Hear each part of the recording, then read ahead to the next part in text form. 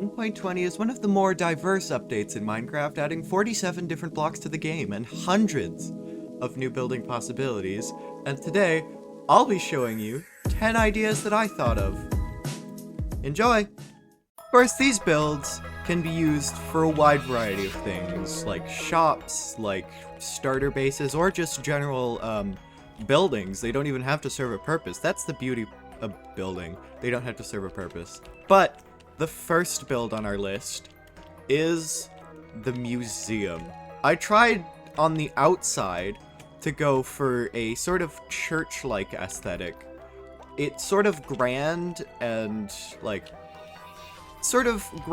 historical seeming, hence the gradient at top, which I really like this gradient. It was heavily inspired by Grian's Hermitcraft Season 9 base. And yeah, if we go on the inside, it is a library. It makes use of the new 1.20 chiseled bookshelf. It makes use of the pots, and it makes use of a ton of different things. Makes use of a ton of really cool features. Now, the reason I did a library and this sort of museum is because there are so many quote-unquote historical things about 1.20, such as, for example, as you can see here, all of the smithing templates, the pottery shards, the netherite upgrade, and just so many different things. But yeah, I thought something like a museum would go really well, especially with the theme of this update. I also really like the diamond chandelier. The diamond chandelier was a last-minute addition, but I really like how it turned out. The second thing on our list is the bamboo barge. And the bamboo barge it's more starter basey. It's very simplistic. It's very small. And let's get real, it makes no sense, because these supports wouldn't be holding the weight of that crane. But anyway, with barrels, crafting tables, furnaces, and a bed, all of these things are just absolutely perfect for a quaint starter base that would only take you about 30 minutes. This is probably the least adventurous of my builds. So yeah, this is what I really like about it. It uses the style of bamboo perfectly with a quaint little barge raft type starter base. It's functional and it looks good, which is all that I ever want in a base. The third thing is an archaeological dig site. Now, this one, I feel like it speaks for itself. It's a no-brainer, considering especially the major feature of this update, archaeology.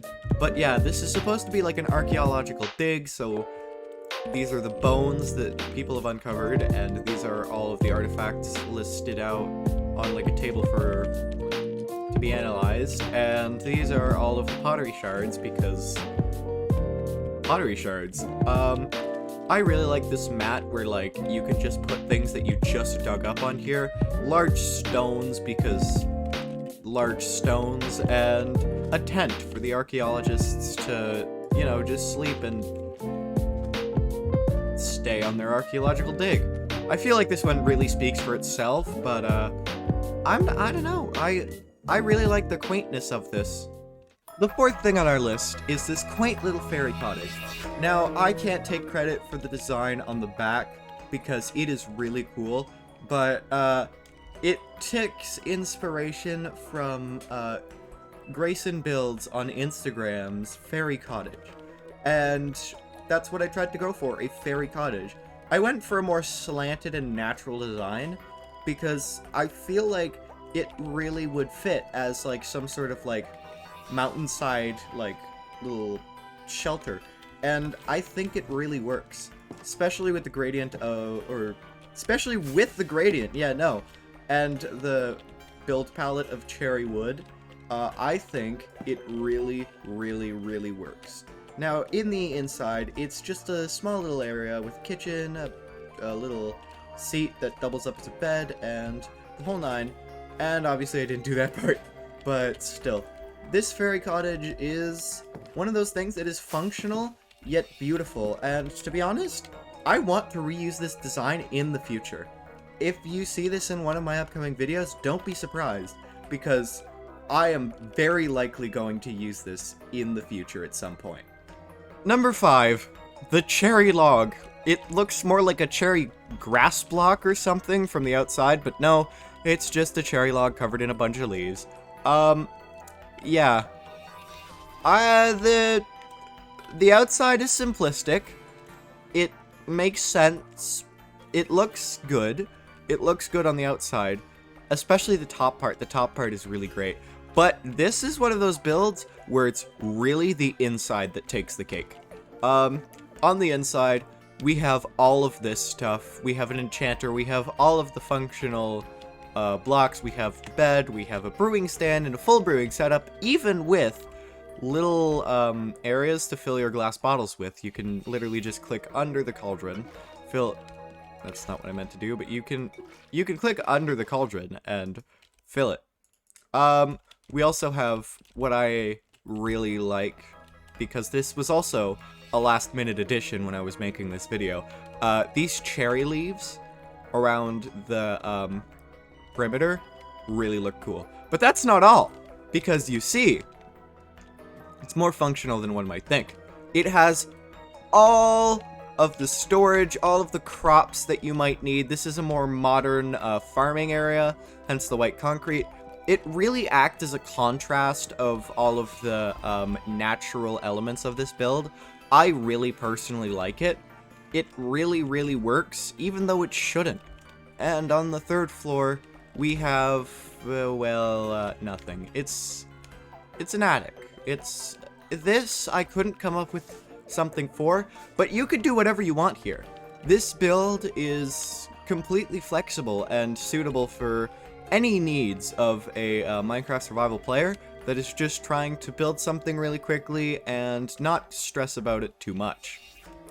I personally really like it, and I'm definitely going to use the interior for this in a future, but I'm not exactly sure if I'm going to use the exterior, not going to lie. It's kind of, after seeing the interior, the exterior is kind of meh, if you know what I mean. And the next one on our list is a little quaint bookstore. That's all there is to it. To be honest, it's just a bookstore. This is the only showcase for a hanging sign and how it could be used in some sort of like medieval village. Just the entrance is a quaint little bookstore, and I personally really just like the design. The roof, the more natural feeling roof with the pink petals works. All of this works, but I kind of did a 2-in-1 build, because the next thing, if we take to right here, is a chiseled bookshelf hidden bunker. I didn't do the lighting. It's a small little, cute little bunker. It has a storage, has an enchanting table, has a bed. It's really quaint. There's nothing much to it, but it just goes to show you how easily you could hide something with a hidden bookshelf, because it's as easy as setting up a redstone comparator behind it and literally just putting in or taking out a few books. And it gets a little weird because of the way it works, but still, it's so easy. It's so easy. And next up on our list is the whoa, okay. Yep. I tricked you. But yes, the Backrooms. I am completely shocked that nobody made this connection before, but the bamboo, the strip bamboo, that is the Backrooms wallpaper. You cannot tell me otherwise. But yeah, it's just to showcase how you could build a completely effective, like, Backrooms. Like, it looks like the Backrooms. And also, the way I no-clipped into the floor is using the new display entity thing. It's a new edition of Minecraft 1. Sorry. Yeah, it's a new edition of 1.19.4. My brain died and forgot the update name. But yeah. Display entities are so useful in the command world, which I'm not really a part of, but I'm sure you could find a tutorial from, like, somebody doing incredible things with a display entity, so this is just an idea that I thought of. I really personally like just the overall design of the Backrooms, never mind the fact that it actually features, like, the bamboo. I just like the design of this. It takes inspiration from a YouTuber called Canadians, the Backrooms, which is F-A-A-C-K rooms. They designed a Backrooms look-alike. Like, it looks similar to this, except the wallpaper was sandstone, which, I mean, like, it works up until strip bamboo was added. But yeah, I personally really like this build. Probably gonna use it for a minigame in the future, because that would be really cool. Second to last thing is the Witch's Tower. Now, yeah, this is unrelated, but I also really like the design of this. It's really cool. But yeah, the Witch's Tower. It really looks good. It really works with the combination of nether brick and the cherry wood. And I'm not sure if you know me. If you have seen my stuff in the past, you would know that I am a huge fan of the green to pink gradient, and I need ways to make it work so much it's not even funny. Yeah, also, by the way, ignore the smokestack in the distance. That's for an upcoming video. But, yeah, I didn't do the interior. Sorry. But yeah, I just really like the rundown look of this place. It looks like a witch's tower. It has the sinister evilness of a witch's tower, and then the, I don't know what to call it, the whimsicality of the roof. Like, it looks like something out of a fairy tale, and I don't know how to describe it. But I really like this build. And last on our list, the thing that, okay, I was building this, and halfway through building it, I knew this was hands down the best one on this list, but it is the cherry greenhouse. Oh my god, I love how this thing came out, and I am definitely using this design in the future. Like, if I'm gonna use any design, not even the fairy cottage anymore, but if I'm gonna use any design out of the things I've built today in the future, I'm using this. Everything about this just has some sort of, it's quaint. It's beautiful in its own way, and the interior just makes it so much better. It's like a greenhouse. Like, everything's growing, plant life all over the place. The roof is covered, and my personal favorite is the cherry tree that literally grew out of here. Like, it tells a story. It burst through the ceiling part of the greenhouse to grow. And I'm not sure if you know me, but I suck at making natural trees. I did it once in my Ecstatics Escapades and Building series, and never again. But just looking at this thing, it is so beautiful. I am blown away at myself for designing this. Like, I wouldn't say this is a contender for my best build, because I've built better and bigger. But still, if this is anything to go by, like, the 1.20 update is so amazing for this type of build.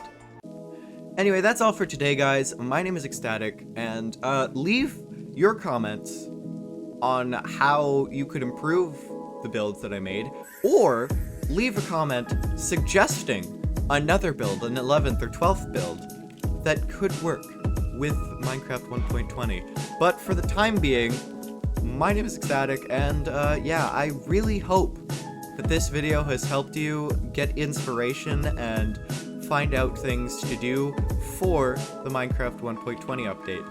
And yeah, like and subscribe if you like what you see, and I'll see you later. Bye.